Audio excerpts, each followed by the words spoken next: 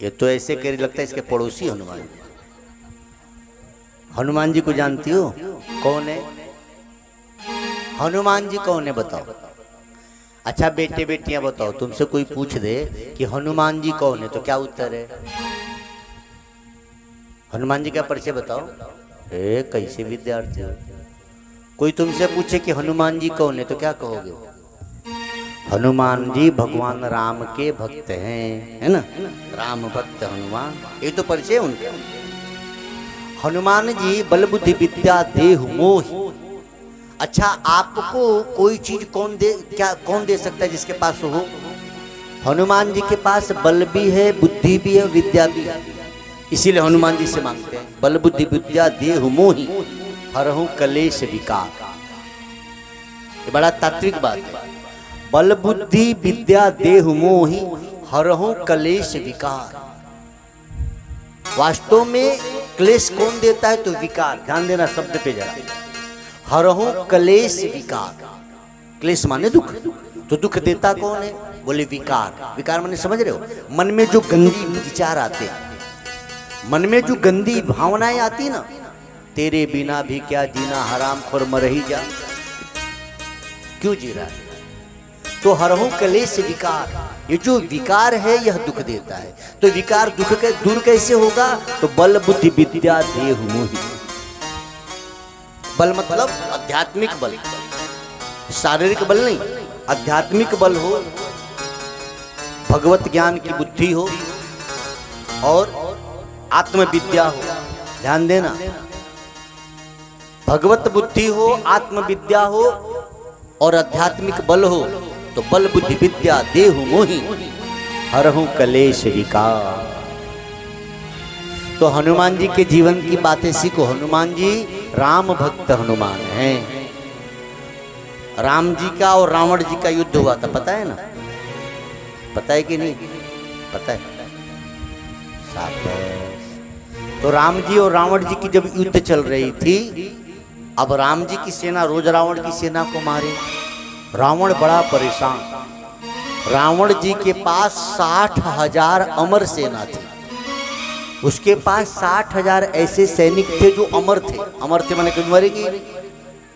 तो रावण जी को लगा कि ये छोटी मोटी युद्ध करके तपस्वी लोग हमको परेशान करे। 2 वनवासी आए और हमको लगा कुछ नहीं है, ये समुद्र पे पुल बांध के चले आए, ये रोज हमारी सेना को मारे ही जा रहे। तो उसने कहा कि कल अमर सेना भेजी जाए, ये युद्ध खत्म करो, करो बहुत हो गया युद्ध। अब पहले के जमाने में जब युद्ध होता था ना, तो गुप्तचर एक दूसरे का संदेश ले जाते थे कि कल क्या होगा, क्या चल रहा है वहां। रामादल में ये बात संदेश पहुंचा कि भाई कल अमर सेना युद्ध करने आएगी। और 1-2 नहीं, 60,000। भगवान राम को हुआ कि तब तो ये युद्ध हो ही नहीं पाएगा। जब रावण के पास अमर सेना है तो सेना तो मरेगी नहीं और युद्ध चलता ही रहेगा। तो युद्ध करने का फायदा क्या भैया? वापस अयोध्या चलो। आखिर क्या होगा युद्ध का परिणाम? उसके पास अमर सेना, वो मरेंगे नहीं, हम लोग मरेंगे नहीं, तो युग युग तक युद्ध चलता रहेगा। लाभ क्या होगा? कुछ भी नहीं परिणाम में आएगा। राम जी बड़े चिंतित हैं। अब राम जी चिंतित हैं नहीं, एक कथा है समझने के लिए। जिसके नाम के सुमिरन से दुनिया की चिंता मिट जाए, वो भला क्या चिंतित होगी। लेकिन एक लीला है राम जी की, बाह्य लीला। हनुमान जी ने आके पूछा, प्रभु आप इतने उदास क्यों हैं? राम जी ने कहा, पुत्र कल अमर सेना युद्ध करने आएगी। अब अमर सेना आएगी तो उसको मार तो हम लोग पाएंगे नहीं, तो युद्ध का कोई परिणाम ही नहीं निकलेगा, अयोध्या वापस चला जाए। हनुमान जी ने कहा, प्रभु इतनी सी बात के लिए आप उदास हो? अरे उसके पास अमर सेना है तो मैं भी तो अमर हूं। हनुमान जी अमर है, अजर अमर गुणनिधि सुत हूँ। कल युद्ध मैं करूंगा।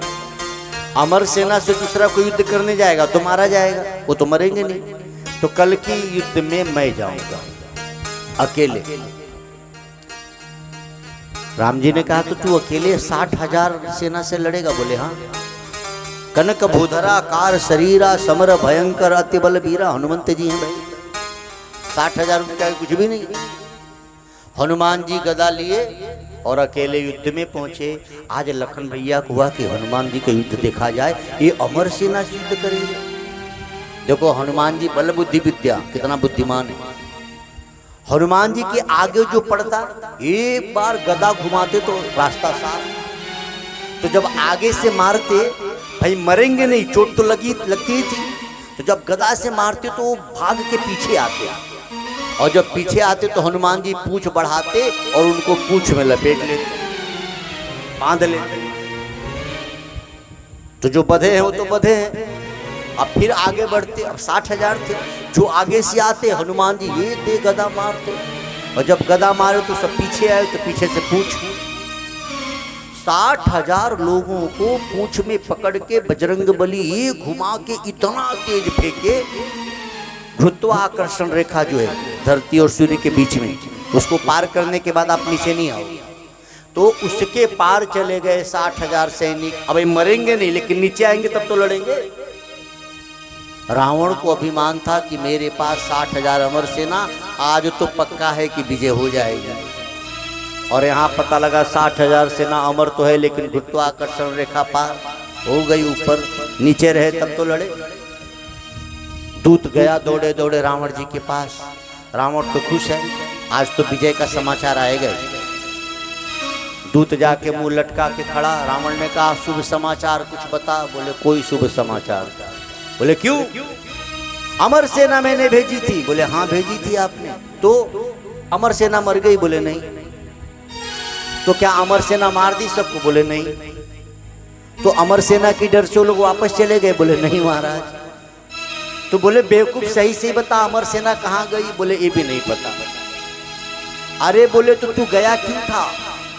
तुझे दिखा नहीं कि अमर सेना कहाँ गई? बोले दिखा, जाते हुए देखे, अब कहाँ गई पता नहीं, कोई लौटा ही नहीं। तो रावण ने कहा कि लेकिन गए कैसे? विमान से गए? बोले नहीं।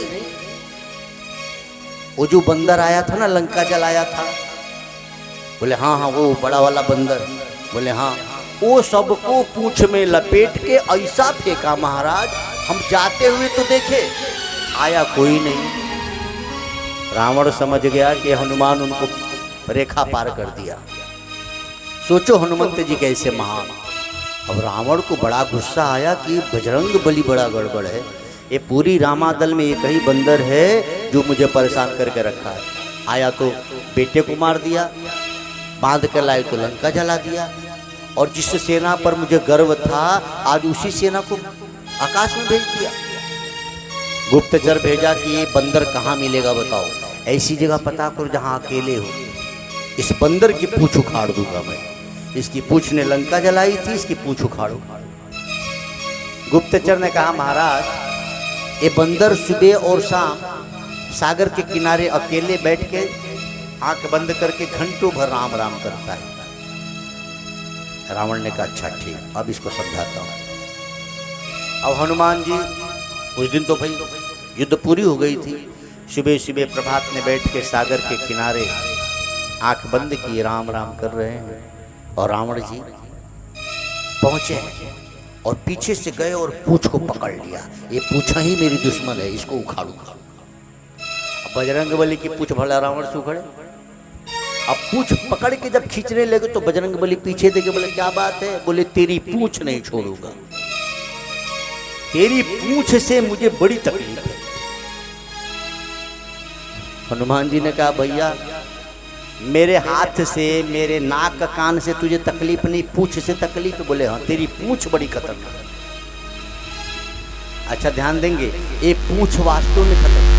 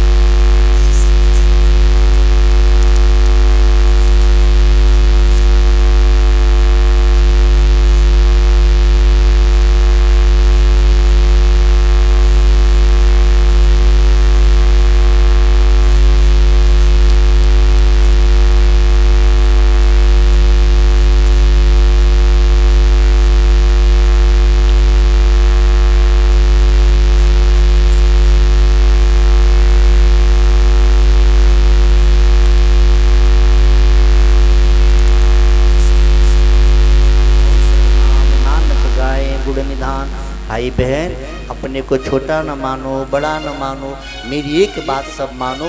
रोज थोड़ी देर भगवत नाम जप करो, फिर देखो, फिर तुम्हारी दुख नहीं रहेंगे तुम्हारे पास, तुम्हारी गरीबी भागेगी ही। लेकिन सब करते हैं, हरि नाम नहीं जपते रे भाई। दुनिया भर का नाम जपते हैं, अरे फलनवा, अरे फलनिया, अरे चिलनवा, अरे चिलनिया, अरे, लेकिन राम नाम नहीं करते। जैसे फलनवा फलनिया करते हो, वैसे ही राम राम कर लो तो कौन सा घाटा है।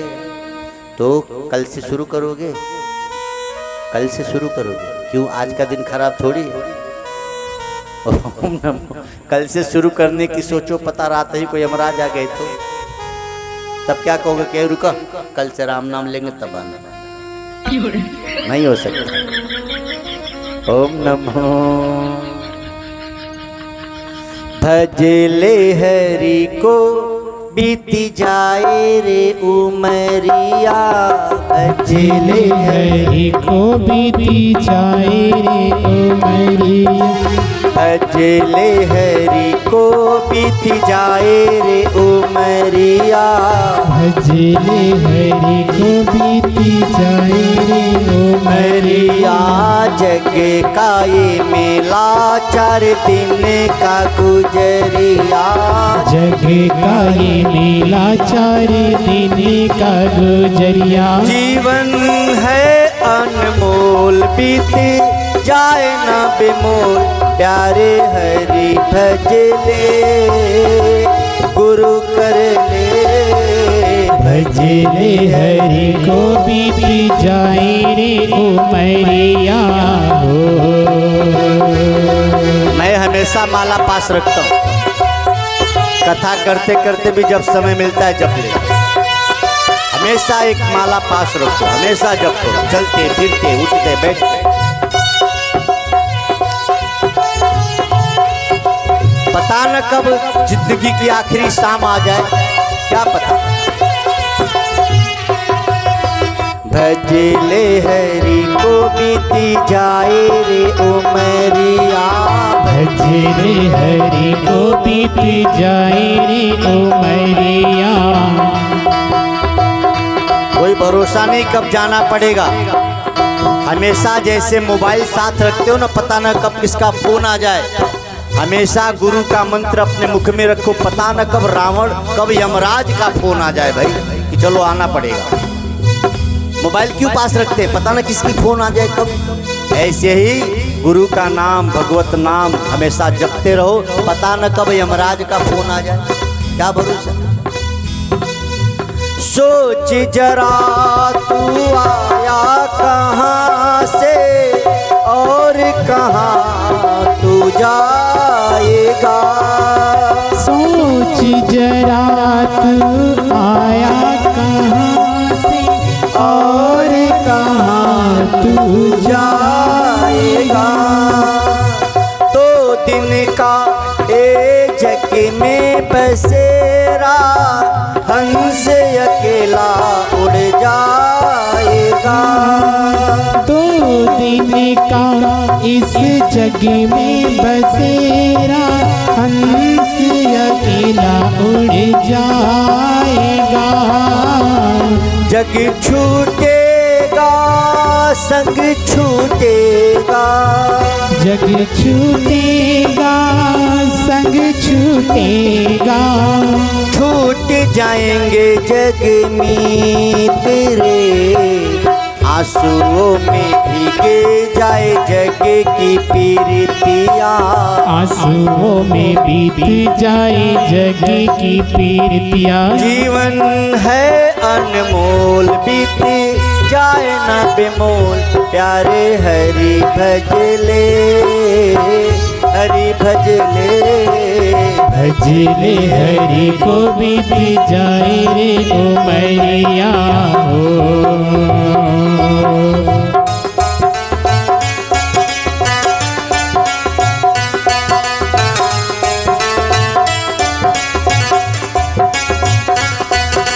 वहाँ की लाइट चालू कर दीजिए, वहाँ वाली प्रकाश हो जाएगा।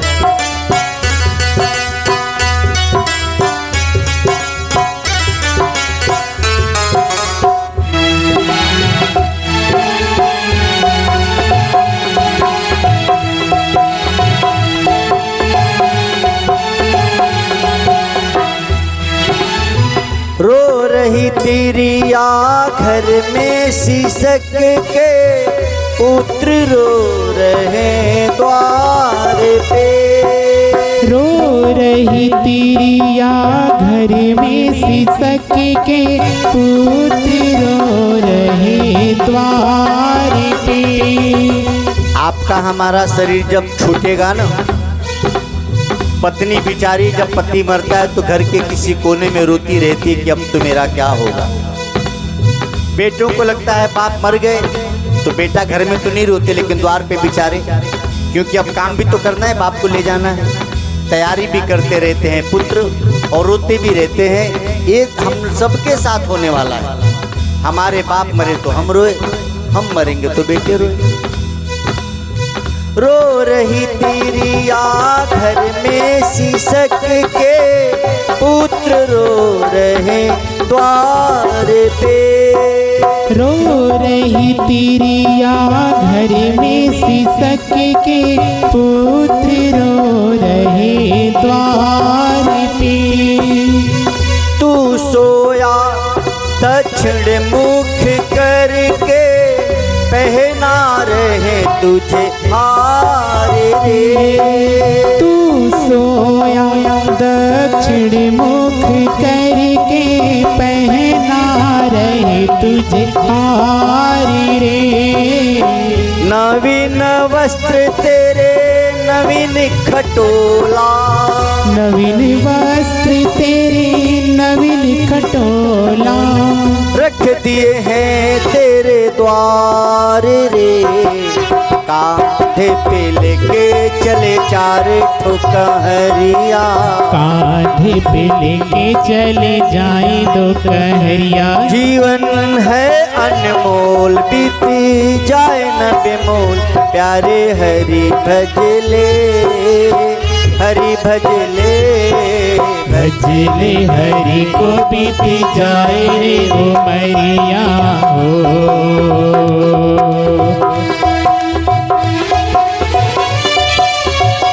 सावधान हो जाओ भाई, और कुछ करो न करो, हरि नाम रोज जपा करो। और कुछ हमारे जीवन में होगा कि नहीं होगा पता नहीं, मरेंगे तो जरूर।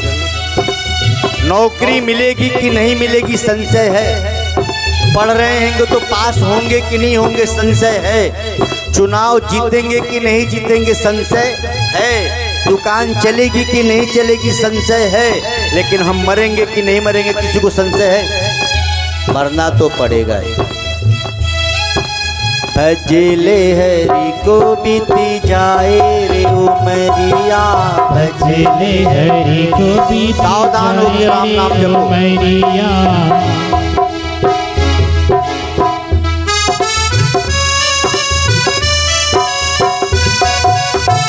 जो आ गए हैं वो बड़ भागी,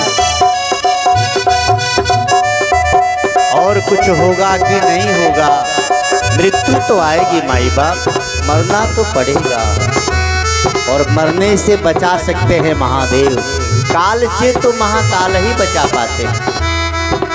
भजले हरि को बीती जाए रे उमरिया, भजले हरि को बीती जाए रे उमरिया।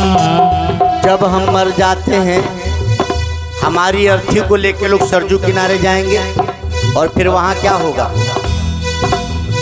सेज सजा के लकड़ी की तेरी, तुझको उस पे सुलाएंगे। सेज सजा के लकड़ी की तेरी, तुझको उस पे सुलाएंगे। तेरे अपने ही देंगे विदाई, बेटे आग लगाएंगे। तेरे अपने ही देंगे विदाई, बेटे आग लगाएंगे। अकेला जलेगा अकेला चलेगा, अकेला चलेगा अकेला जलेगा। संग न होंगे कोई मीत रे, छूट जाएगी तेरी माया की बजरिया, छूट जाएगी तेरी माया की बजरिया। जीवन है अनमोल बीते जाए न बेमोल, प्यारे हरि भजले गुरु कर ले, भजले हरि को बीती जाए रे उमरिया हो।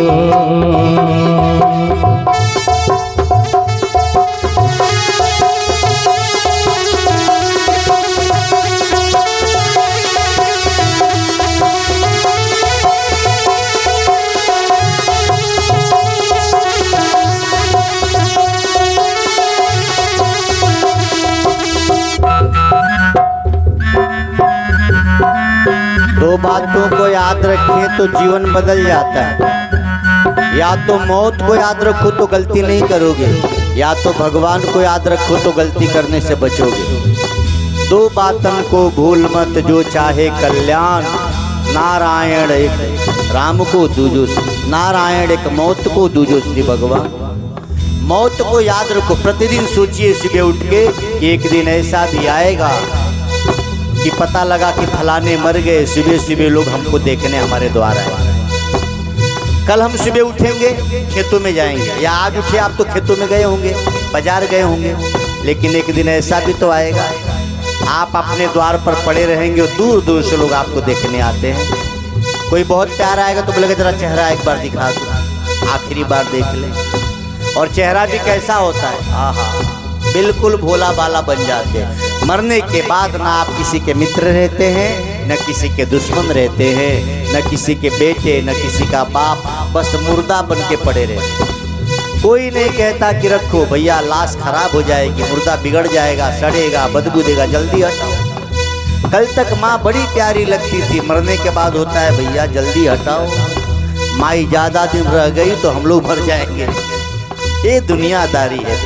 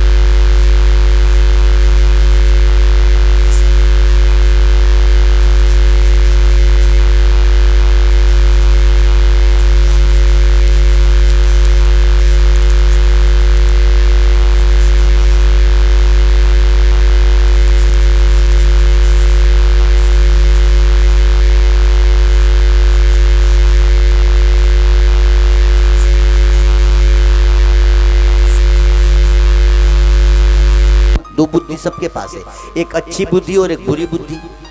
एक बुद्धि कहती है कि अच्छा काम करो और दूसरी कहती है नहीं, गड़बड़ भी कर लो। जैसे जब भी आप कोई गलत काम करने जाओ तो आपके अंदर एक अच्छी बुद्धि जो मना करती कि नहीं ये काम ठीक नहीं, लेकिन हम उसकी बात नहीं मानते और गलती करते और बाद में पकड़े जाते तो पीटे भी जाते। सबका अनुभव है। आप सबके पास दो बुद्धि है, एक सुनीति और एक सुरुचि। सुरुचि क्या है और सुनीति क्या है? शास्त्र के अनुसार जीवन जीने की जो मति देती है वो सुनीति है। जैसे सब सच में बताओ, सुबह जल्दी उठना चाहिए कि देर से उठना चाहिए? सबको पता है ना, सबके अंदर सुनीति है, यानी सुबह जल्दी उठना चाहिए। तो हम देर से क्यों उठते हैं? क्योंकि सुरुचि, रुचि को होता है कि अरे सो अभी इतना जल्दी उठ के करोगे भी क्या। उत्तानपाद राजा सुनीति से प्रेम नहीं करते थे, सुरुचि से करते थे। तो हम सब उत्तानपाद हैं, हम लोग भी सुनीति से प्रेम नहीं करते, रुचि से करते। सुनीति कहती है, नीति यह है कि चतुर्मास में तेल युक्त चीजें कम खाइए। नियम यही है। सावन मास में, अभी श्रावण मास है तो साग न खाओ, लेकिन रुचि वाले मानेंगे नहीं, बोले अरे ये तो पहले की सब बातें, पकौड़ी छान लो। आज हम पंडित जी के यहाँ गए थे ना, या पकौड़ी या पूरी खाए लिए। ब्राह्मण तो खाने के लिए बदनाम। यहाँ और कोई पंडित जी बैठे हैं क्या? बैठे होंगे तो क्षमा करेंगे। मेरी बिरादरी खाने के लिए बड़ी बदनाम है। आपको पता है ब्राह्मण किसको कहते हैं? सूत खाए उठ खाए, सूत उठ के खाए, ब्राह्मण सोई जानिए जो खात खात मर जाए। हाँ, खाते खाते जान चली जाए लेकिन खाएंगे नहीं। मेरे यहाँ भी एक है, हाँ, दिन भर लोटा लेके जाए लेकिन खाने में रोक नहीं, मना करते रहिए। कम ही लो ना भाई, कम ही लो, माने नहीं। ये बिरादरी बड़ी खतरनाक, और मेरा सौभाग्य है कि इसी बिरादरी में हम जन्मे। अच्छा, मैं बड़ा भाग्यवान हूँ इस मामले में। देखिए, मैं आपसे भी निवेदन करूं, अपने को कभी कोसो मत कि मेरे जीवन में दुख है। हमेशा देखो कि मेरे जीवन में अच्छी बात क्या है। हर आदमी के जीवन में भगवान दुख ही नहीं देता, सुख भी देता है। जैसे मैं देखता हूँ वैसे मेरे जीवन में दुख नहीं है भाई। मेरा जीवन इतना अच्छा, एक तो अच्छे घर में जन्मे, खाने पीने घर द्वार की कोई कमी नहीं रही, अच्छे कुल में जन्मे, सबसे अच्छी बात काशी की भूमि में जन्मे। अच्छा, जन्मे भी तो सोमवार को जन्मे। काशी में जन्मा हो आदमी, सोमवार का दिन हो और ब्राह्मण का कुल हो, क्या बात। अब इतना के बाद भी हम धर्म बेचना शुरू कर तो दुख है भाई। हमारा धर्म पीछे क्यों है कि भागवत कथा, राम कथा करने वाले लोग कथा तो बड़ी अच्छी सुनाते हैं, लेकिन कथा सुनाने से पहले कहेंगे कितना हजार दो तभी सुनाएंगे। तो तुम कथा बेचने आए हो कि सुनाने आए हो? अब उनसे कोई कहे कि महाराज आप कथा इतनी अच्छे, फिर पैसा क्यों? बोले महाराज नहीं लेंगे तो बाल बच्चे कैसे चलेंगे। अच्छा, तो बाल बच्चे को चलाना है, पालना पोसना है, तो हम सब्जी बेचें, कपड़ा बेचें कि धर्म बेचेंगे? भगवान ने तुमको फोन किया था क्या कि भागवत बेच के अपना काम चलाओ? ये सबसे बड़ा कारण है भाई। आपको यदि परिवार चलाना है, अच्छा मेरा परिवार भी इसी से चलता है, ये है कि हम बहुत राजशाही नहीं चाहते भाई। कथा में पैसा लो तो बढ़िया कपड़ा पहनोगे, है ना, वट में रहोगे। अच्छा, धर्म इसीलिए कर रहे हैं क्या? ये मार्ग इसलिए नहीं है, ये मार्ग इसलिए है कि हम अपना काम करें, जो मिला उसी में संतोष, तब तो ठीक है। और नहीं तो हम कहें कि भैया 1 लाख लगेगा, 50,000 पहले दे दो और स्टेशन पे कार लेके आना। भले इनके घर पे कार ना हो, लेकिन आएंगे ट्रेन से तो कहेंगे स्टेशन से कार लेके आना।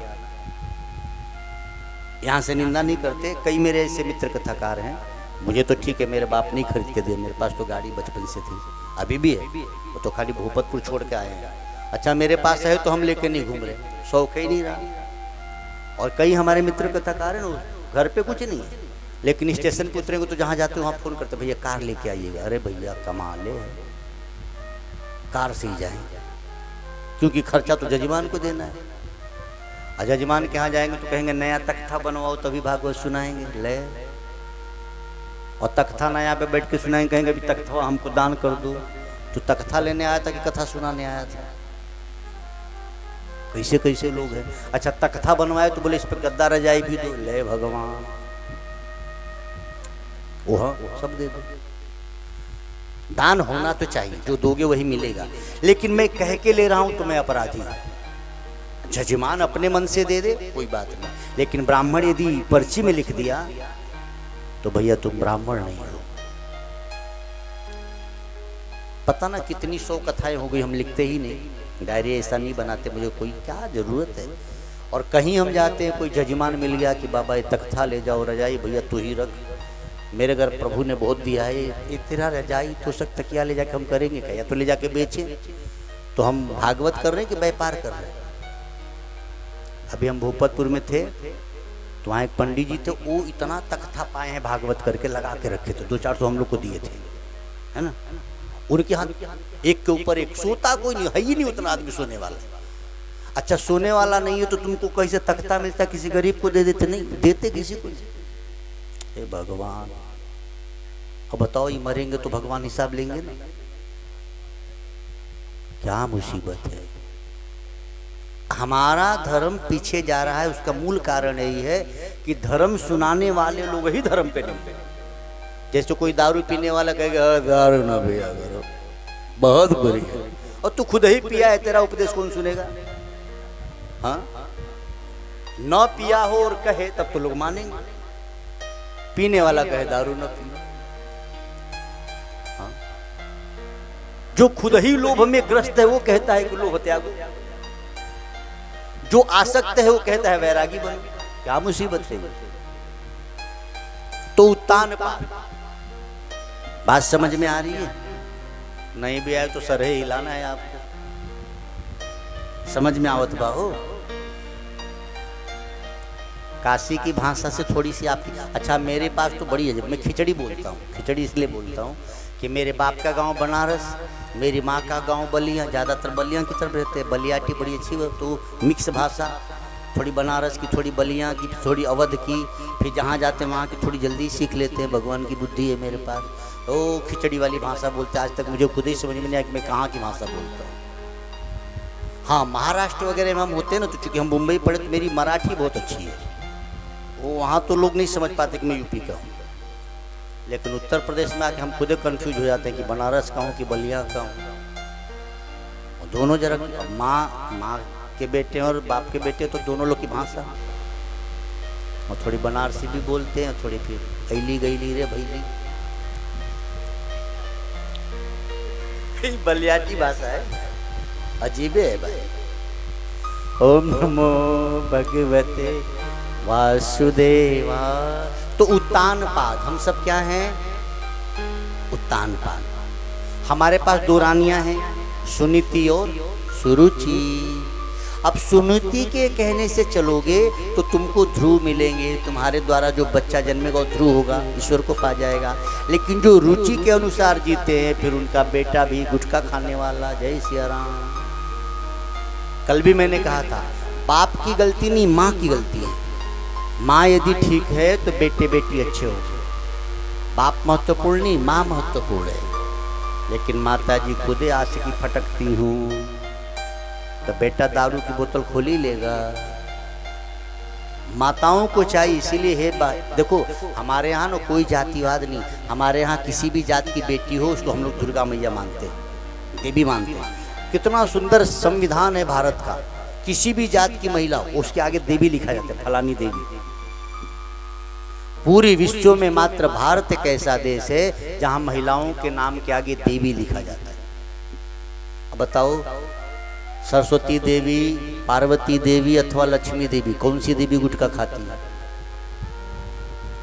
और भारत में इतनी देवियां गुटखा खाने वाली हैं कि पूछो ही मत। या तो इनके नाम से देवी हटा दो, हाँ इनके नाम के आगे से फलानी देवी नहीं, फलानी राक्षसी लिखो इसके नाम के आगे, भाई गुटखा खाने वाली है। आप यदि अच्छे बन जाओ ना, भारत में मैं लोगों से कहते रहता हूँ, एक कोई बेटी चाह दे तो भारत में फिर से राम का जन्म हो जाए, फिर से कृष्ण का जन्म हो जाए। एक बेटी चाह दे, हजारों पुरुष मिलकर वो काम नहीं कर सकते जो एक महिला कर सकती है। इसीलिए आपको शक्ति रूप कहा गया। एक महिला एक बेटी चाह दे तो फिर से कृष्ण का जन्म, राम का जन्म, बुद्ध का जन्म, कबीर का जन्म, तुलसीदास का जन्म, सुभाष चंद्र बोस जैसे महापुरुष का जन्म हो सकता है। एक बेटी चाह दे। अपने को अच्छा बनाओ। यहाँ तो अच्छा क्या बनाना है, बाजार में गए तो सब्जी बाद में खरीदेंगे, गोलगप्पा पहले खा ले। पहले गोलगप्पा खा ले, कहीं सब्जियां में पैसे में न खर्च हो जाए। अब बताओ, गोलगप्पा कहो तो कईयों के मुंह में तो पानी आ गया। हाँ बाबा सही है कहते हैं। उत्तानपाद की दो रानियां सुनीति और सुरुचि। बेटा ध्यान से समझ लो, कोई भी अच्छी चीज देखे और मुंह में पानी आए तो सोचो कि हे भगवान मेरी मति कितनी खराब है, ये समोसा ये गोलगप्पा इसके हमारे मुंह में पानी आ रहा है, हम कैसे पागल हैं। अरे मिल जाए तो कोई बात नहीं, लेकिन पानी आए मुंह में, हे भगवान यदि किसी चीज को देख के मुंह में पानी आए तो तेरे में और कुत्ते में फर्क क्या है। हाँ कुत्ता भी देख करता रहता है, तुम भी वही कर रहे हो, तो तुम्हारे में कुत्ते में कोई फर्क है क्या? नहीं है ना। तो आज इसे क्या करोगे, पानी आए तो घोटा नहीं ठूक दोगे, धत हम ना खाब रे। गोलगप्पा देख के, समोसा देख के, अच्छा समोसा देखे तो भले पानी ना आए, चटनी देख ले उसके ऊपर, हाँ हाँ। वो समोसे वाले भी आजकल बड़े विचित्र है। वो बोतल में जो है एक आता है, क्या बोलते हो, लाल लाल जो आता है ना चटनी, क्या बोलते हो उसको, हाँ? हम खाते ही नहीं, सांस जो भी हो, वो बोतल वाली चटनी, ओ भगवान देखने में मुझे ठीक नहीं लगती, पता लोग कैसे खाते हैं। हाँ? समोसा पीला, चटनी ऊपर से लाल, खाने वाला हरा हो जाएगा पक्का। खाने वाले की क्या हाल जब लाल और पीला तू खा रहा है। वैसे मुझे लगता है कि खाने वाला काला होगा, क्योंकि लाल और पीला मिला हो तो काला रंग बनता है। ना खाया करो भाई, खतरनाक है। तो सुनीति और सुरुचि, आप आज के बाद देखना बेटे बेटियां, हम नीति से जी रहे हैं कि रुचि से। जैसे हम पढ़ने बैठे, सुनीति आपकी बुद्धि कहती कि होमवर्क कर लो, सुबह विद्यालय जाना है, लेकिन रुचि क्या कहेगी, थोड़ा सा मोबाइल यू देख लो। अब पता लगा मोबाइल देखने में होमवर्क रह गया, तो जब सुबह मार खाना होगा तो छड़ी आपके हाथ पे पड़ेगी कि मोबाइल पर। अच्छा देखा किसने मोबाइल, आंख ने। मार कौन खा रहा है, हाथ, इसकी तो कोई गलती ही नहीं थी बेचारी। आप सुनीति के ढंग से नहीं जियोगे, रुचि के ढंग से जियोगे तो दुख होगा। रुचि ने किया क्या, ध्रुव जी अपने पिता की गोद में बैठने जा रहे थे और रुचि ने कहा चला जी हाँ। रुचि ने भगा दिया, तू नहीं बैठ सकता। ध्यान देना जरा, वो अपने पिता की गोद में बैठने जा रहे थे और रुचि ने भगा दिया। ऐसे ही हम और आप भी हैं, हम लोग भी अपने परम पिता परमात्मा की गोद में बैठकर जप करना चाहते हैं, भजन करना चाहते हैं, लेकिन ये रुचि करने नहीं देती। आप 3 घंटा टीवी देखो मन नहीं भगेगा, मोबाइल देखो मन नहीं भगेगा, लेकिन जैसे ही कथा सुनने बैठो मन भागेगा, ये रुचि बैठने नहीं देती। जप करके देखो, जप करने बैठोगे मन भगेगा, कथा सुनने बैठोगे मन भगेगा, लेकिन किसी की चुगली सुनने बैठो मन एकदम नहीं भगेगा। हाँ बताओ बताओ। अब उसके सुनने से तुझे क्या मिलने वाला है बिटिया, बताओ बहनों, कुछ मिलेगा? लेकिन एकदम कान लगा, सही कही। अपने देश में 2 रामायण बना, चालीसा। वास्तव में चालीसा कितने चौपाई का होता पता है? 40। हनुमान चालीसा 40 चौपाई। चालीसा मतलब 40 चौपाई, जिसमें 40 चौपाइयों चालीसा है। फिर दुर्गा चालीसा हो, विंध्याचल चालीसा हो, हनुमान चालीसा हो। अपने देश में 2 नया चालीसा बना। अब चालीसा में 40 चौपाई होनी चाहिए। पता न किस मूर्ख ने लिखा है, इतना बड़ा चालीसा है, रोज घर में पढ़ा जाता है, खत्म कभी नहीं होता। आप लोग को कहो तो बता दो, आप लोगों को पता है कि नहीं? हाँ, 2 चालीसा बना है अपने देश में नया।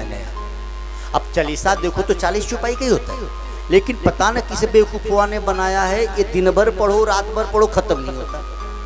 पढ़ते हर घर में। पता है कौन सा चालीसा है? आप लोग नहीं पढ़ते, पढ़ते होंगे खाली आप जानते नहीं। हनुमान चालीसा कोई पढ़े न पढ़े, दुर्गा चालीसा पढ़े न पढ़े, विंध्याचल चालीसा, शीतला चालीसा, राम चालीसा, शिव चालीसा भले न पढ़े, लेकिन ये 2 चालीसा हर घर में पढ़ा जाता है। कौन कौन सा पता है? एक बहू चालीसा, एक सासू चालीसा। 4 बूढ़ी माइयाँ कहीं मिल गई, बहू चालीसा शुरू। वो अपनी पतोहू का बतियाएगी, अपनी पतोहू का बतियाएगी। 4 बूढ़ी माइयाँ मिलेंगी, बहू चालीसा शुरू। अच्छा, 4 बहुएं कहीं मिल जाए तो सासू चालीसा शुरू। और ये दोनों चालीसा खत्म ही नहीं हो रहा। हाँ, अरे बुढ़िया मर जाए तो भी सासू चालीसा खत्म नहीं होता। तो मर गई, इसको इंड कर दे। नहीं, हमार बुढ़िया का बताएं, ऐसी रही वैसी रही, मरी गई, भगवान के पता न गई। ये चालीसा है। अभी क्या जरूरत है इस चालीसा की? भाई तू हनुमान चालीसा पढ़ो, श्रावण का महीना है, शिव चालीसा पढ़ो। सासू चालीसा, बहू चालीसा की जरूरत है? नहीं है ना? तो कल से नहीं पढ़ोगे? नहीं पढ़ोगे ना कल से? पढ़ोगे? मत पढ़ो भाई। ओम नमो भगवते वासुदेव। तो आपकी सुनीति और सुरुचि, सुनीति के ढंग से जिएंगे तो शिव चालीसा पढ़ेंगे, सुरुचि की बात मानोगे तो वही बहू चालीसा। सुरुचि वाले लोग ही अपना काम धाम छोड़कर दूसरे की निंदा सुनते और करते हैं। लेकिन जो अभी आप इस समय सुनीति से प्रेम करते तो यहाँ बैठे हैं, जो सुरुचि से प्रेम करते होंगे मोबाइल देखने बैठे होंगे, टीवी देखने बैठे होंगे, नहीं तो सपना देखने बैठे होंगे, कुछ तो कर रहे होंगे। तो कथा कहती है कि ध्रुव जी पिता के गोद में बैठने गए, सुरुचि ने भगा दिया। अब ध्रुव जी रोते हुए कहाँ आए? सुनीति जी के पास। ध्यान से समझना बात को। यदि हम भजन करने गए और मन नहीं लगा तो कहाँ जाओ? सुनीति के पास, यानी शास्त्र की बात पढ़ो। मन नहीं लगता है जब में तो शास्त्र पढ़ो। शास्त्र पढ़ोगे तो उसमें बुद्धि आ जाएगी। सुनीति माँ के पास रोते हुए ध्रुव जी पहुँचे तो सुनीति ने कहा, बेटा तू अपने बाप के गोद में नहीं बैठ पाया, तेरी सौतेली माँ ने नहीं बैठने दिया, कोई बात नहीं, मेरा बेटा तो भगवान की गोद में बैठेगा। देखो किसी महान माँ है। 5 बरस के छोटे से बच्चे को उसकी माँ कहती है कि बेटा तू तो चाहे तो भगवान की गोद में बैठ सकता है। छोटे से ध्रुव ने कहा कि माँ मैं भगवान की गोद में बैठ सकता हूँ। बोले हाँ। तो भगवान कहाँ मिलेगा? अब 5 बरस के बच्चे को कितना ज्ञान? माँ ने कहा कि ये तो मुझे भी नहीं पता कहाँ मिलेगा। तब कैसे कह रही है? बोले मैंने कथा में सुना है, भगवान को पाना है तो घर छोड़ दो, भगवान एकांत में मिलते हैं। होते तो सब जगह हैं लेकिन मिलते एकांत में। छोटे से ध्रुव ने कहा तो माँ मान ले मैं जंगल में एकांत में चला जाऊँ, आखिर वहाँ जाके भगवान को कैसे बुलाऊंगा, कैसे पुकारूंगा, वो कैसे होंगे, मुझे तो कुछ पता ही नहीं। माँ ने कहा मेरे लाल, जब तू भगवान को पाने के लिए चलोगे ना तो गुरु बिना कहे रास्ते में मिलेंगे, ऐसा मैंने कथा में सुना है।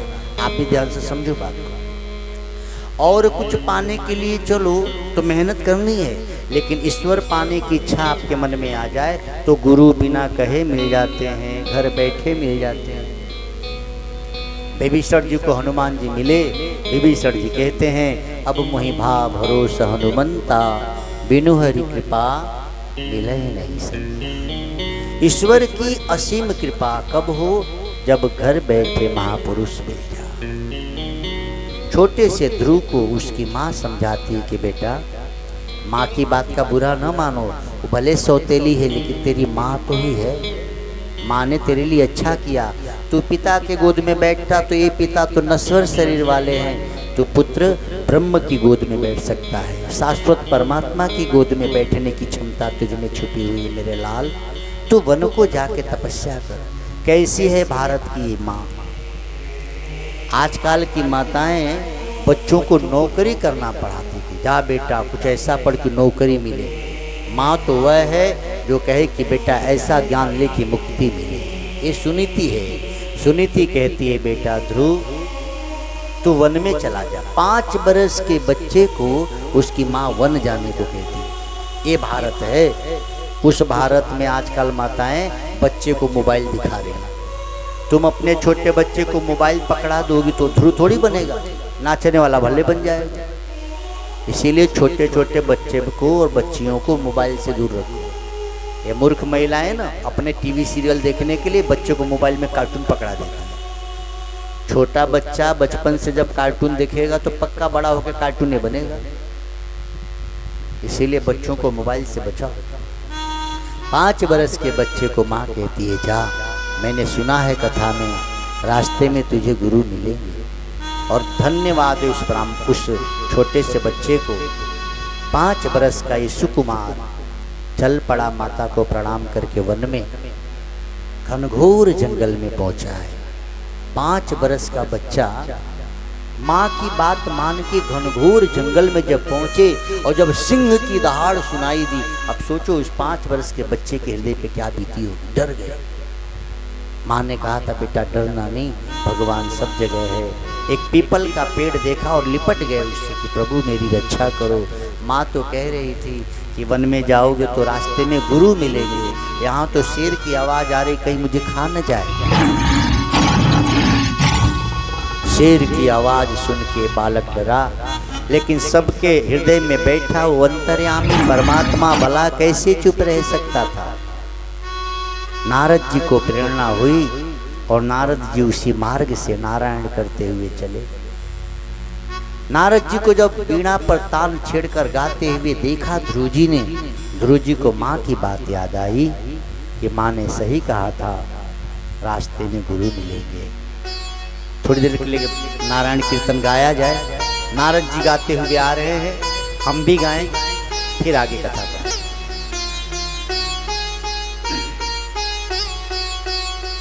नारायण नारायण श्रीमन नारायण नारायण नारायण नारायण नारद जी चले। नारायण श्रीमन नारायण नारायण नारायण नारायण नारायण श्रीमन नारायण नारायण नारायण नारायण नारायण श्रीमन नारायण नारायण नारायण नारायण श्रीमन नारायण नारायण श्रीमन नारायण श्रीमन नारायण नारायण नारायण श्रीमन नारायण नारायण नारायण श्रीमन नारायण नारायण नारायण श्रीमन नारायण नारायण नारायण नारायण नारायण श्रीमन नारायण नारायण नारायण नारायण नारायण श्रीमन नारायण नारायण नारायण हरि ओम हरि ओम हरि ओम हरि ओम हरि ओम हरि ओम हरि ओम शिव ओम शिव ओम शिव ओम शिव ओम शिव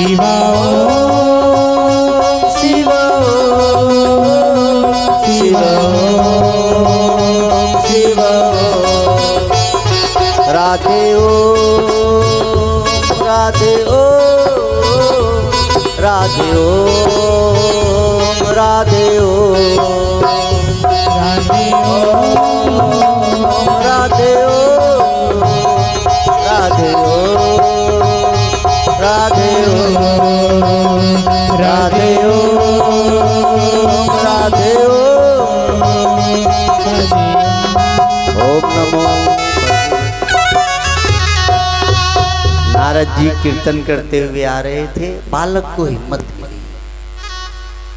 बच्चों को संस्कार दीजिए, बच्चों को भले 2 रोटी कम खिलाओ, कपड़े अच्छे भले कम पहनाओ, लेकिन बच्चों को अच्छे संस्कार जरूर सिखाओ। नारद जी चले आ रहे थे, बच्चे को माँ ने संस्कार सिखाया है। ये 5 वर्ष का बालक दंडवत प्रणाम करता है, क्योंकि माँ ने कहा था कि रास्ते में गुरु मिले। नारद जी ने देखा घनघोर जंगल में इतना सुकुमार 5 वर्ष का बच्चा क्या कर रहा है। पूछा, बेटा तुम कौन हो और यहाँ क्या कर रहे हो? छोटे से बेटे ने प्रणाम किया कि प्रभु मैं उत्तानपाद राजा का पुत्र ध्रुव हूँ। तो बेटा यहाँ क्या कर रहे हो? ये कोई शिकार खेलने की तो तुम्हारी उम्र नहीं है। किसके साथ आए? बोले किसी के साथ नहीं, अकेला आया। अकेले आए हो? क्यों? बोले मुझे भगवान को पाना है। नारद जी जोर से हंसे, बोले तूने अपनी उम्र देखी? 5 बरस का तू है और तू भगवान पाने चला है? तुझे पता भी है भगवान को कैसे पाया जाता है? कौन सी मंत्र जापी जाती है? भगवान कैसे मिलते हैं? छोटे से बच्चे ने कहा कि पता तो नहीं है, लेकिन अब हो जाएगा। नारद जी ने कहा वो कैसे? छोटे से बेटे ने कहा आप बताओ। नारद जी ने कहा लेकिन मैं तुझे क्यों बताऊंगा? ध्रुव जी कहते हैं कि मेरी माँ ने कहा था जब भगवान को पाने चलोगे तो तुम्हें रास्ते में गुरु मिलेंगे। आप मेरे गुरु हो, आप मुझे मार्गदर्शन करेंगे। आहा, इस बात को सुनकर नारद जी का हृदय कमल खिल उठा। नारद कहते ओहो तेज क्षत्रियाणाम, वाह इस छोटे से बालक का तेज तो देखो, अद्भुत है ये बालक। नारद जी ने बहुत समझाने की कोशिश की कि बेटा अभी तुम छोटे हो, अरे गलती हो गई, माँ ने डांट दिया तो माँ की डांट का इतना बुरा नहीं मानते बेटा, घर जाओ, बहुत छोटे हो तुम, ये घनघोर जंगल है। अब नारद जी की इस बात को सुनकर वो बच्चा कहता है कि महाराज आपको भगवान पाने की विद्या आती हो तो मुझे बताओ, और नहीं तो आप अपने रास्ते जाओ, हम अपने रास्ते जा रहे हैं। घर जाने की बात ना कहो, मैं घर तो अब नहीं जाऊंगा जब तक मैं भगवान को पा न लूं। भागवत जी के इस ध्रुव जी की बात को हर बच्चे को सुनना चाहिए और हर बच्चे को ध्रुव जी जैसा बनना चाहिए। लक्षण ओझल होने पाए कदम मिलाकर चल, सफलता तेरी कदम चुमेगी आज नहीं तो कल। आप अपने बच्चे को ये बात गांठ बंधवा दो।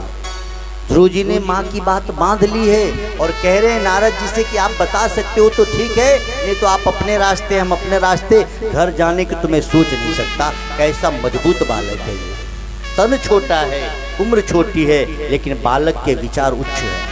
ऐसा होना चाहिए बालक। अब नारद जी समझ गए कि शिष्य बिल्कुल पक्का है। नारद जी ने बायां कान बंद किया, दाहिने कान में ओम नमो भगवते वासुदेवाय मंत्र दे दिया। मंत्र बिल्कुल छोटी होती है, लेकिन गुरु के द्वारा जब मंत्र मिले ना तो मंत्र गोपनीय। गुरु मंत्र देते हैं तो शिष्य से संबंध जोड़ लेते हैं। देखो किसी वृक्ष की जड़ जितनी गहराई में जाएगी वृक्ष उतना ही ऊपर जाएगा। तो मंत्र को हम जितना गोपनीय रखेंगे, जितना गहराई से उसको छुपा के रखेंगे, जैसे किसी पेड़ की जड़ खोद दी जाए, उसमें हवा लगने लगे, दिखने लगे, तो पेड़ विकास नहीं करेगा, बल्कि पेड़ की जड़ के पास मिट्टी डाल दिया। ऐसे गुरु जी के द्वारा जो मंत्र मिली है वो गोपनीय होना चाहिए, किसी से कहेगा। मंत्र जितना गोपनीय होगी, जितना अंतर में मंत्र का मनन करेंगे, उतना ही मन आपका उन्नत होगा। मंत्र मतलब ही होता है जिसके जपने से मन तर जाए, उसे मंत्र कहते हैं। मन ही को तो तरना है। वास्तव में आत्मा तो मुक्त है, तन मरने वाला नश्वर है, तो मुक्ति होने किसको है? तो मन को ही मुक्ति मिलती है भाई। मन ही नरक में जाता है, मन ही स्वर्ग में जाता है। मन है सह मनुष्याणाम कारणम बंधन मोक्षये। तो भागवत कहती है कि नारद जी ने जमुना किनारे बैठ के भगवत नाम जप किया और 6 महीने में भगवान को प्रकट कर लिया, भगवान के दर्शन पा गए। तो 6 महीने में यदि ध्रुव जी को भगवान मिल सकते हैं, यदि प्रहलाद के लिए परमात्मा खंबे से प्रकट हो सकते हैं, यदि धन्ना जाट के लिए भगवान मजदूर बन सकते हैं, यदि संत रैदास जी के लिए माता गंगा अपना हाथ बढ़ा सकती हैं तो हम लोगों के लिए क्यों नहीं कर सकती? हम उन्हीं के तो वंशज हैं, लेकिन हम उनके जैसा रहना नहीं चाहते, उनके जैसा जीना नहीं चाहते। यदि मीरा मूर्ति में समा सकती हैं और शबरी जूठी बैर भगवान राम को खिला सकती हैं तो हमारी बहन बेटियां क्यों नहीं कर सकती? लेकिन तब कर पाओगी बेटियां जब मीरा और शबरी जैसी बनो। मीरा जी तो रानी थी ना, सारी सुविधा उनके घर में थी, फिर भी कृष्ण कृष्ण जपती। यानी जो बेटी घर में टीवी हो, मोबाइल हो, फिर भी राम नाम जपे, रोज मंत्र जपे, ध्यान करे, तब तो महान हो जाएगी। लेकिन पता लगा टीवी और मोबाइल से टाइम ही नहीं मिलता तो भैया भगवान भी बचाए, फिर भगवान ही तुम्हारा रक्षा करे। इसीलिए सावधान रहा करो। चौथे स्कंद की भगवत कथा से सीख मिल रही है कि गुरु की कृपा हो जाए और शिष्य तन्मयता से गुरु की वचनों पे लग जाए तो भगवान तो हाजरा हजूर। लक्ष्य को पाना कठिन नहीं है, साध्य को पाना कठिन नहीं है। साधना करो तो साध्य मिल जाएगा ही। पढ़ाई कोई पढ़े बढ़िया से तो पास हो जाएगा ही, लेकिन पढ़े तब तो पास होगा, और पढ़े ही नहीं, साल भर खेले तो फिर लटक डिवीजन। जय सिया राम।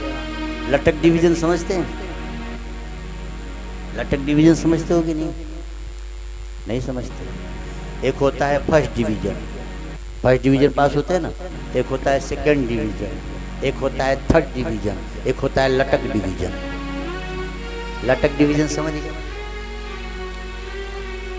हम आजमगढ़ में कथा कर रहे थे, रिजल्ट निकला था बच्चों का, तो जो पास हुए आके प्रणाम कर रहे थे, तो उनके माँ बाप भी आते कि महाराज मेरे बेटा पास हो गया। कोई कहे सेकेंड डिवीजन पास हुआ, कोई फर्स्ट डिवीजन पास हुआ। एक बुढ़िया माई आके प्रणाम की तो लोगों ने कहा अरे माई तू तो फेल हो। लड़का कितना आवारा होगा। जब बुढ़िया माँ ने उससे पूछा कि करे बेटवा तू पास है कि ना, हम जाए प्रणाम करके आए, तो कहा माई हम पास है लटक डिवीजन। तो बुढ़िया माई ने कहा हट हमारो लड़कवा पास हो रहे, लटक डिवीजन पास हो। हम हंसे कहे भाई हो लटक डिवीजन का मतलब वो पास नहीं है, कैसा आवारा है। खुद तो फेल है, शर्म भी नहीं, माँ से कह रहा है कि लटक डिवीजन पास है। जब तू जा गाँव भर को प्रणाम करके ऐसे ऐसे बेटे। तो मोबाइल देखो तो लटक डिवीजन, न देखो तो फर्स्ट डिवीजन, है ना। अब मर्जी तुम्हारी, कौन सा डिवीजन चाहते, आपकी मर्जी है। भागवत की हर कथा आपको हमको सीख देती है।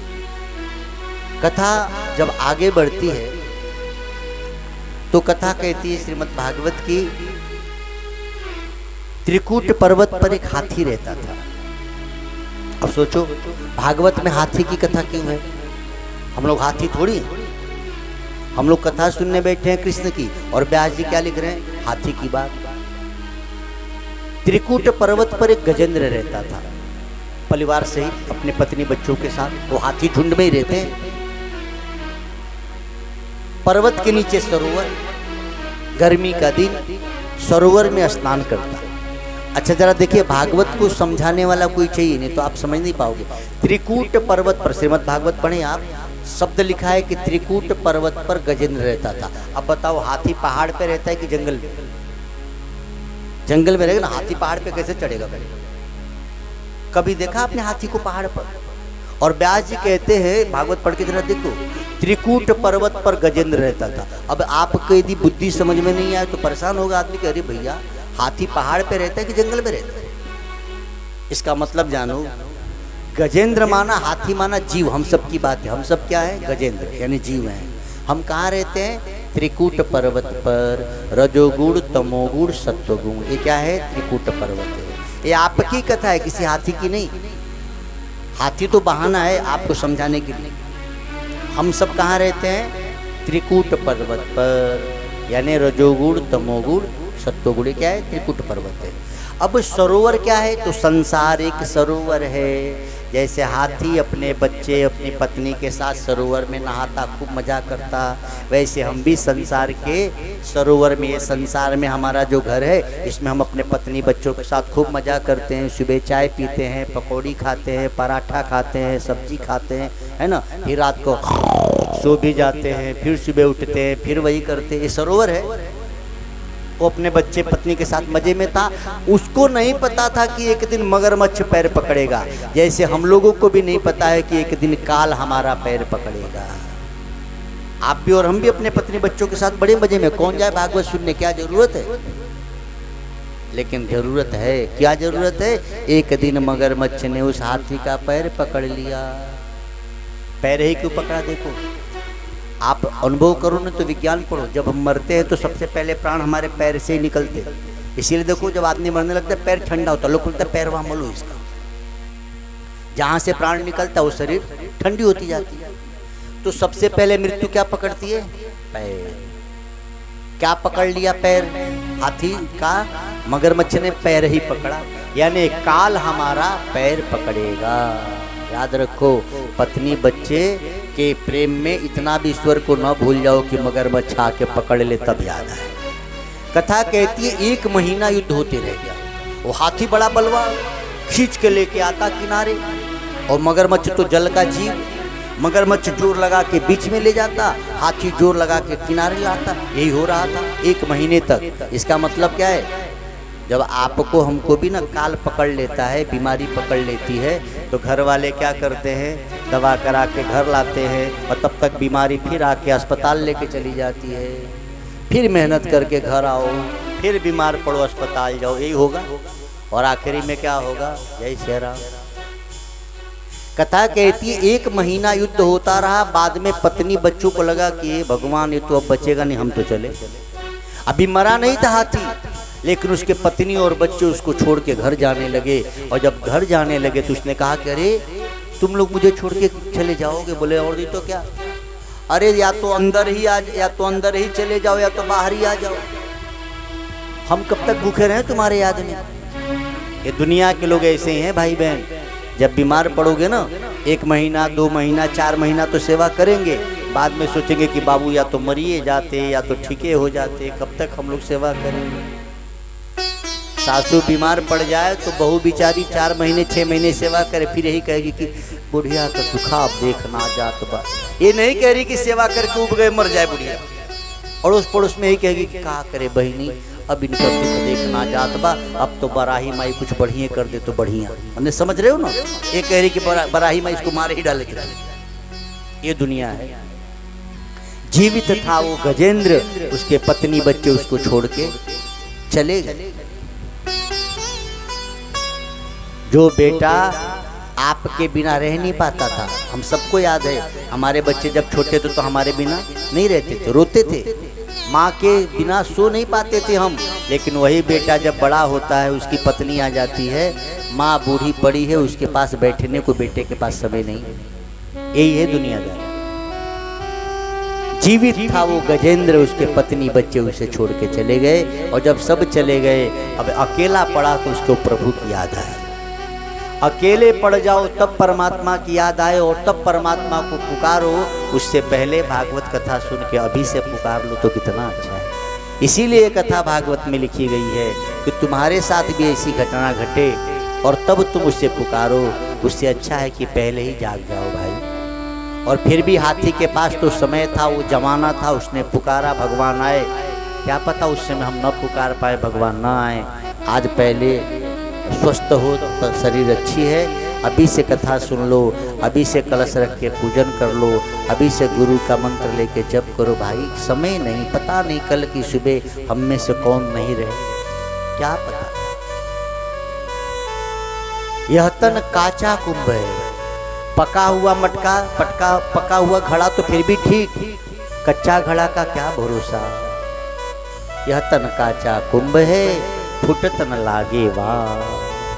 इसीलिए कृपा करें आप, और कुछ न दो लेकिन एक दक्षिणा तो दो कि रोज हम भगवान का नाम जपेंगे। उल्टा सीधा जैसे भी जपो, लाभ ही होना है। उल्टे सीधे जैसे भी जपो। किसान जब बीज फेंकता है ना खेत में, तो ये नहीं देखता कि सीधा गया कि उल्टा गया, लेकिन जम जाता है ना। धान की बीज कैसे डाले, ये धड़ाधड़ ऐसे डाले और सब जमा। तो जैसे उल्टे सीधे बीज जब धरती में जम जाते हैं, तो आप प्रेम से लो या बिना प्रेम के लो, भगवान नाम लाभ ही करेगा।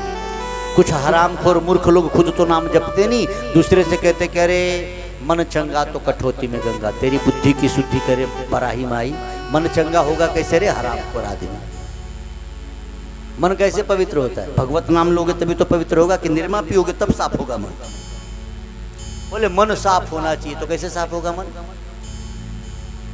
इसको घड़े डिटर्जेंट पिला दो भाई, इसका मन साफ हो जाए। मन साफ करने के लिए भी भगवत नाम है।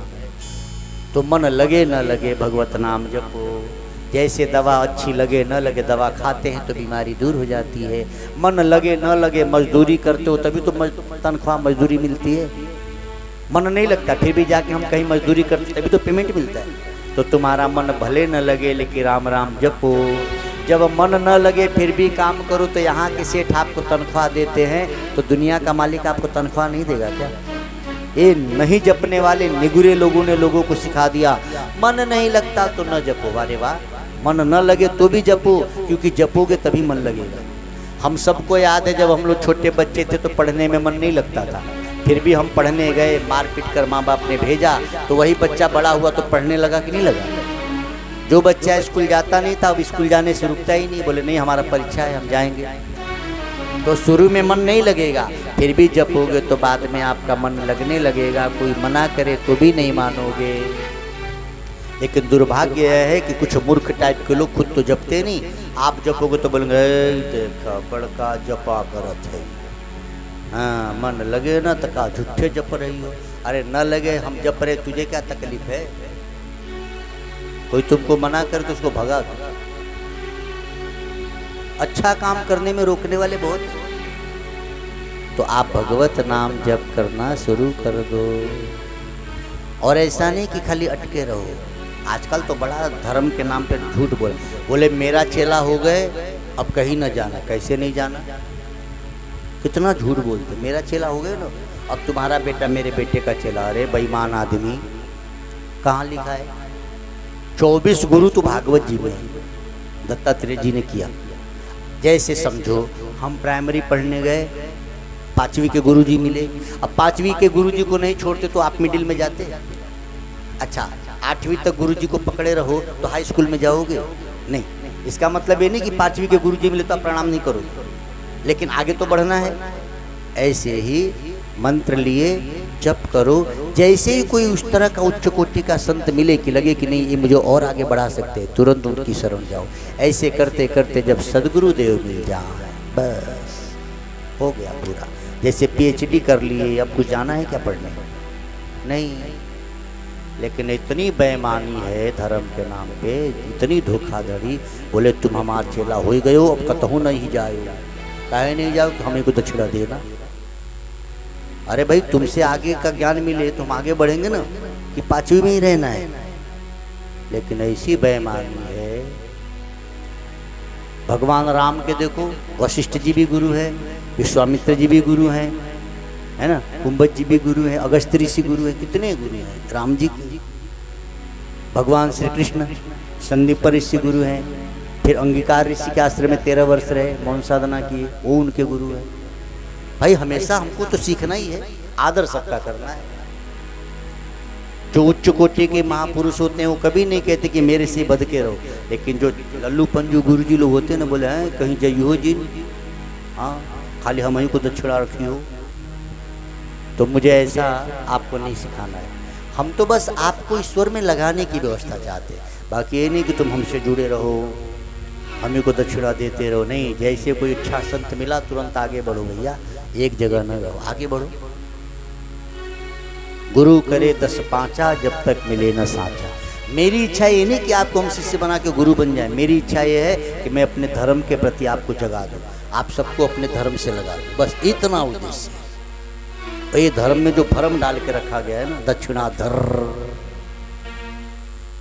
बोले गुरु बना लिए तो कहीं जाना नहीं, हम ही से रहे, क्या पागलपना है ये।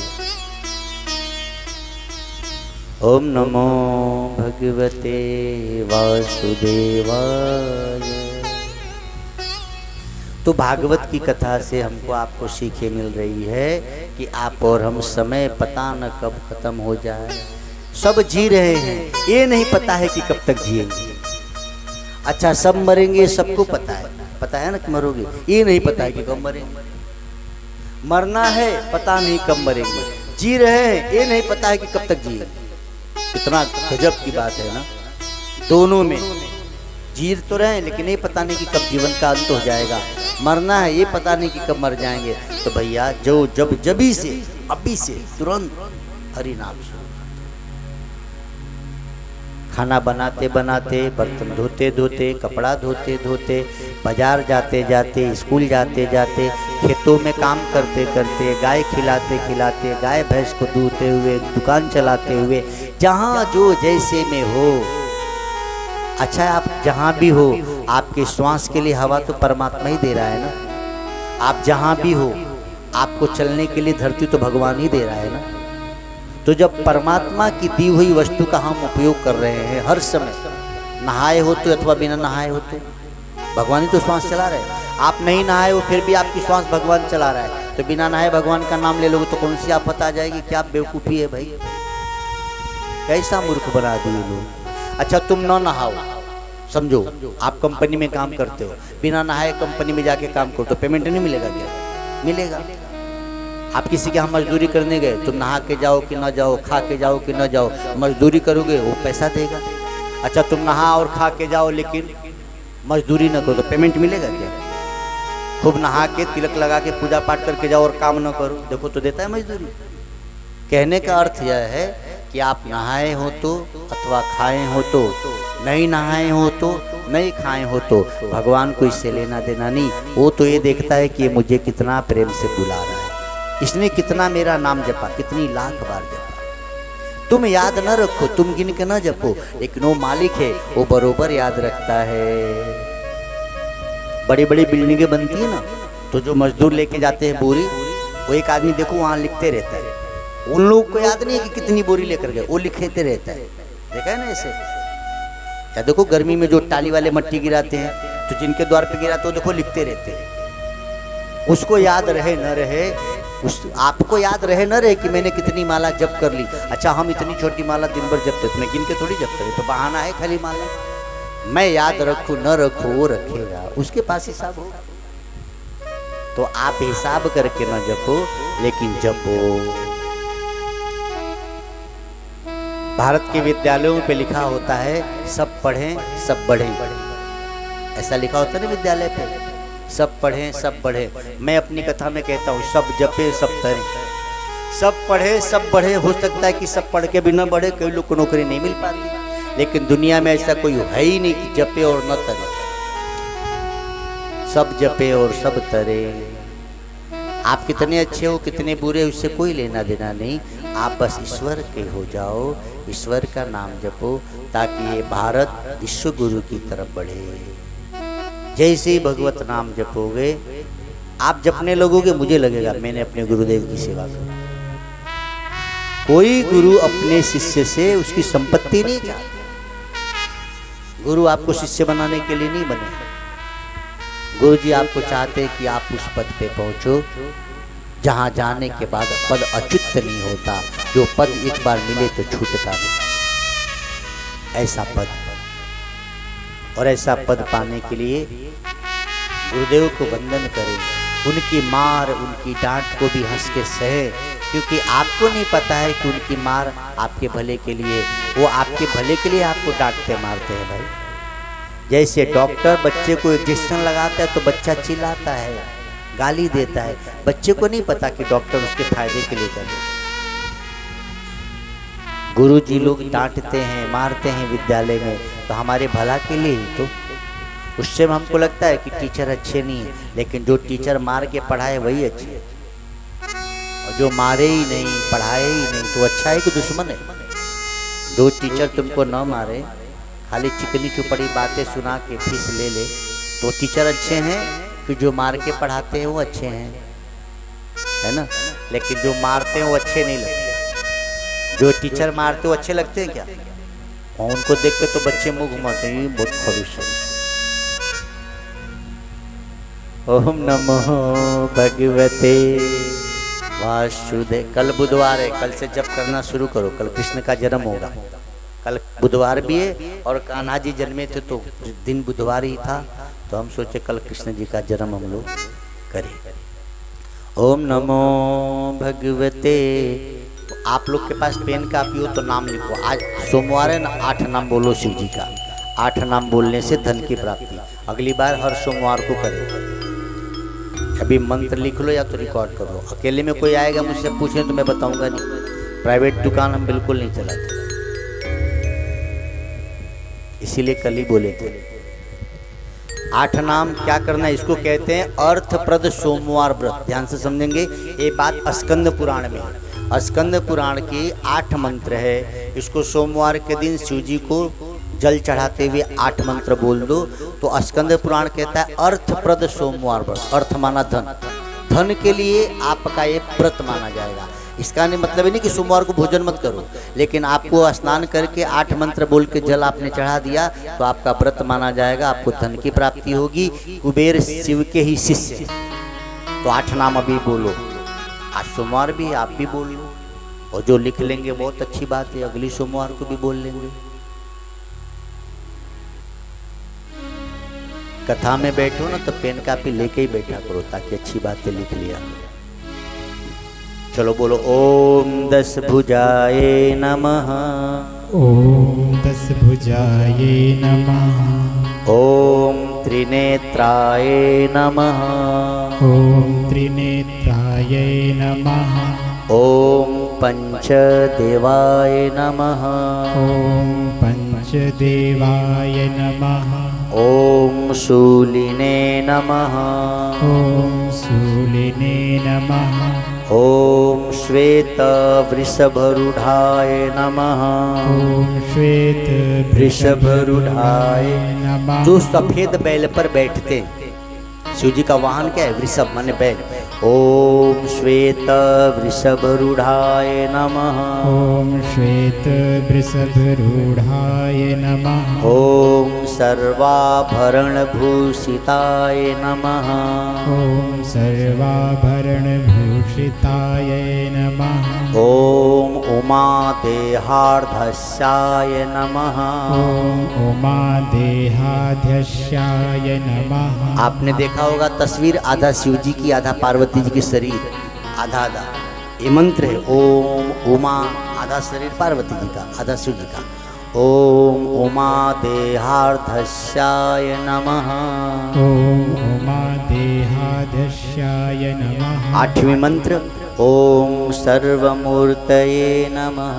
ओम सर्वमूर्तये नमः। अब ये 8 मंत्र बोलने में आपको ज़्यादा से ज़्यादा 30 सेकंड लगेंगे, 1 मिनट भी पूरा नहीं लगेगा। और इस मंत्र को बोल के जल चढ़ाओ, फिर देखो शिव जी प्रसन्न, धन की प्राप्ति होने लगेगी। बहुत अच्छे अच्छे उपाय हैं शास्त्रों में, बस हमको करना चाहिए। करने वाला कोई काम ना चाहिए। ओम नमो भगवते वासुदेवाय। ओम नमो भगवते वासुदेवाय। किसी के घर में बहुत बाधा रहती हो ना, परेशानी रहती हो, तो क्या करे, चावल और हल्दी पीसे। चावल और हल्दी पीस के उसी से स्वास्तिक बना दो घर के मुख्य द्वार पर। ऐसा कुछ दिन लगातार करो, घर की कैसी भी बाधा चली जाती है। आज मंगलवार है, किसी के सिर पे कैसा भी कर्जा हो ना, कई बार ज़्यादा कर्जा होता है तो आदमी बहुत परेशान हो जाता है। बैंक का कर्जा या किसी और व्यक्ति का कर्जा बहुत हो, तो मंगलवार को जब सूर्य अस्त होने लगे, जैसे सूर्य डूबने लगे ना, तो एक छोटा सा दीपक जलाओ, घी का या तो तिल के तेल का। सूर्य अभी अस्त होने लगे तभी करना है। और दीपक जला के 3 मंत्र बोल के प्रणाम करो। बोलो ओम भूमि सुताय नमः। ओम भूमि सुताय नमः। ओम ऋणहर्ताय नमः। ओम ऋणहर्ताय नमः। ओम मंगलाय नमः। ओम मंगलाय नमः। बस इतना सा काम है। कितना टाइम लगा? हाँ, एक बात और करना है, मंगलवार को नमक न खाओ। जिनके सिर पे कर्जे हो, नमक न खा के उस दिन हलवा पूरी खा लो, खीर पूरी खा लो, ऐसे कुछ। नमक न खाएं खाली मंगलवार को, तो कैसा भी कर्जा हो एकदम उतरेगा ही। शास्त्र के वचन झूठे नहीं हो सकते। लेकिन इतना सा नहीं करते और कितना हाय हाय करके बीपी बढ़ा लेते। कितना सहज। ओम नमो भगवते वासुदेवाय। ओम नमो भगवते। कोई आपका धन ले लिया हो या कोई आपकी जगह हड़प लिया, नहीं दे रहा है, बेईमानी बहुतों के दिमाग में आ जाती है। लेकिन ध्यान देना, अभी मैं जो बताने जा रहा हूँ, कोई ज़्यादा महंगी चीज़ हो या कोई जगह ज़मीन का बड़ा झगड़ा हो तभी करना भाई। छोटी मोटी बातों पे ना कर देना। किसी की जान इतनी सस्ती नहीं है। कोई समझो किसी का कुछ हड़प लिया या तुम्हारा कोई ले लिया, दबंग आदमी नहीं दे रहा है, तो अब क्या करोगे आप? भाई ऐसे लड़के तो ले नहीं पाओगे। करना क्या है? अपने शरीर को नापना। तुम्हारी शरीर पीले धागे से नापना। अब उस पीले धागे को शनिवार को पीपल में बांध दो। शनि देवता ना न्याय के देवता है, शनि भगवान। और अपनी बात उनसे कहो, ईमानदारी से कहना, क्योंकि गलती तुम्हारी होगी तो तुम्ही पे फिर वार होगा। न्याय ही करते हैं भगवान। तो समझो तुम्हारा कोई धन ले लिया है, गहना ले लिया है, या तुम्हारा जगह हड़प लिया बेईमानी से, तो आप अपने शरीर को पीला धागा नापो, पीपल में बांध दो और प्रार्थना कर दो कि अमुक व्यक्ति ने मेरा ये नुकसान किया है, आप न्याय करो। अब करना क्या है? प्रतिदिन जल लीजिए और उल्टा होके डालिए, सीधा नहीं, उल्टा हो। शनिवार से शुरू करो, फिर देखो खैर नहीं है जिसने आपके साथ बेईमानी की। क्योंकि शनि न्याय के देवता हैं। शनि भगवान बिल्कुल काले दिखाई देते हैं। हाँ, सवारी भी भैंसे की सवारी या तो शनि की है या तो यमराज की है। क्यों किसी से लड़ना बेवजह? आप किसी का हड़पो मत और अपना कोई हड़पे तो छोड़ो मत। शास्त्रों की व्यवस्था ले लो। भाई हम नहीं लाठी चला सकते हैं तो भगवान की शरण तो जा सकते हैं।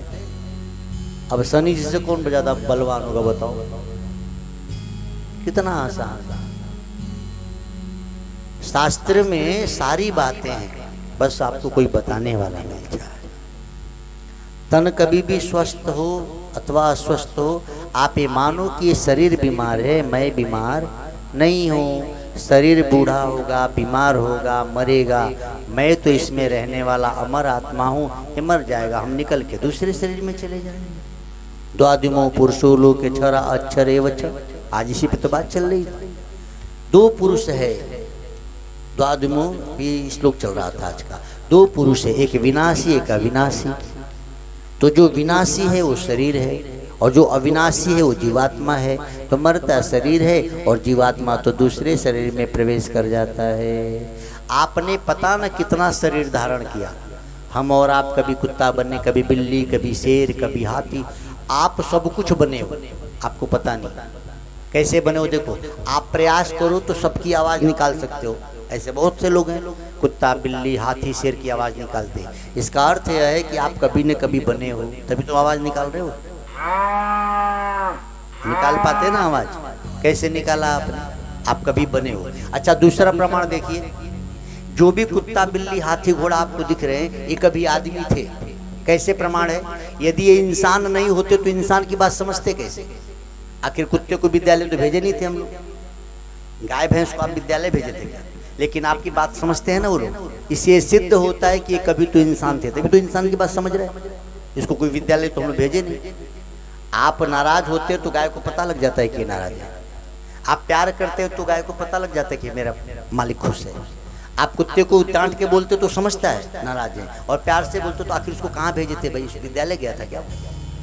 ये कुत्ते, बिल्ली, हाथी, शेर, गधा, घोड़ा, ये सब जो इंसान की बात समझते हैं, इसका मतलब ये है कि ये कभी इंसान थे। और हम इंसान होके कुत्ते, बिल्ली की आवाज़ निकाल लेते हैं। थोड़ा सा प्रयास करो तो निकाल लोगे। इसका मतलब आप कभी तो वैसा बने थे। सोचो, तो कुत्ता बने थे, बिल्ली बने, फिर भी नहीं मरे, तभी तो इंसान बने हो। यानी हम कभी नहीं मरते, मरेगा शरीर, इसीलिए काला हो गोरा हो चिंता न करो। कितने दिन रहने वाला है, किराए का मकान है, बदल लेंगे फिर दूसरा रख लेंगे, क्या करना है। हाँ, प्राइवेट नौकरी में क्या होता है, ये छोड़ दो वो कंपनी में चलो, ऐसे ही बाद में इधर कौन सा गांव है ये, कादीपुर, हाजीपुर, कस के बताओ, कादीपुरवा ना, तो कादीपुरवा की कंपनी छोड़कर हम किसी और पुरवा में जन्म लेंगे, जाना तो ही है, क्या करना है। तो परमानेंट जब तक नहीं होंगे तब तक कंपनी बदलते रहो, प्राइवेट नौकरी है। तो परमानेंट कब होंगे, जब भगवान को पालेंगे। जय सिया राम। जैसे एक बार सरकारी नौकरी मिल गई तो उसको नहीं बदला जाता, ऐसे एक बार भगवान मिल गया तो फिर न गांव बदलना पड़ेगा न शरीर बदलना पड़ेगा। लेकिन जब तक वो मिला नहीं तब तक बार बार शरीर बदलना पड़ेगा और गांव बदलना पड़ेगा, जिला बदलना पड़ेगा, देश बदलना पड़ेगा। भैया पता न कितना गांव बदले हो आप। अच्छा, हम अभी इस बार काशी में जन्मे, हो सकता है कि इससे पहले हम गोंडा में ही जन्मे रहे हों, कौन जानता है।